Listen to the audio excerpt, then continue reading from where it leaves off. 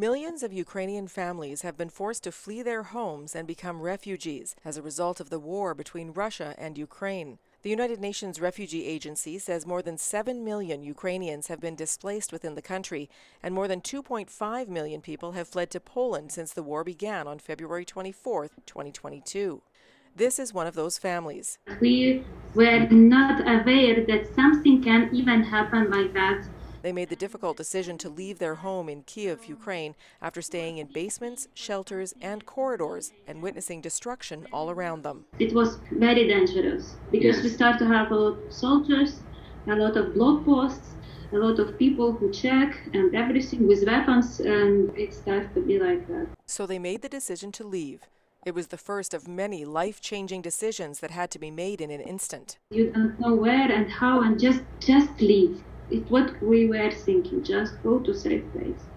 They found an opportunity. One of their co-workers was able to secure a spot on a bus, so they asked if the bus had room for their family as well. The co-worker checked and said yes, if they could be there within 2 hours, they could get a spot on the bus. So that's exactly what they did. We just pick up one luggage, a suitcase, and dogs, and that's all. For all of us, our family, we just have that.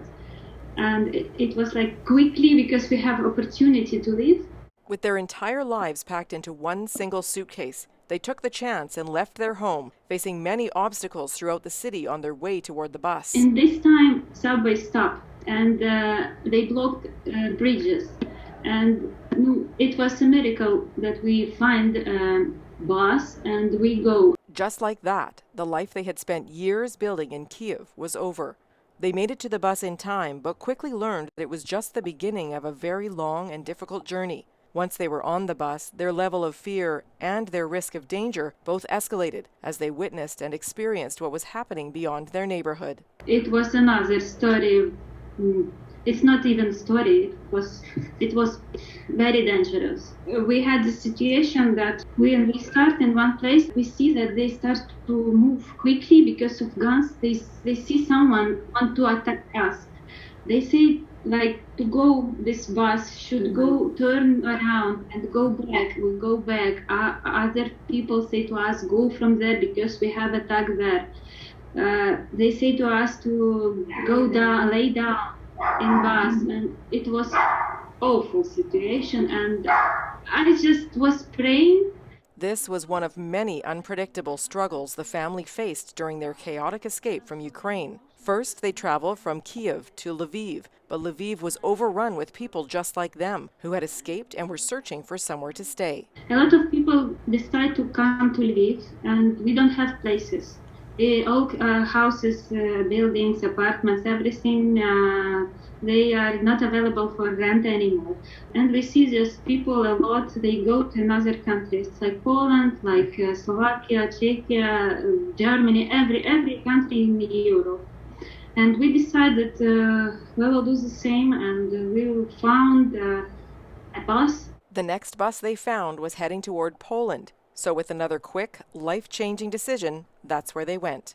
They traveled as far as the Polish border, but then their journey came to an abrupt stop. 7 hours we stay in the customs, before customs in bus, and always it's a lot of people. We were luckier than other people because other people who were walking, they wait 20 hours, and it's awful. Yes, and it was cold actually. Yeah, it was very cold.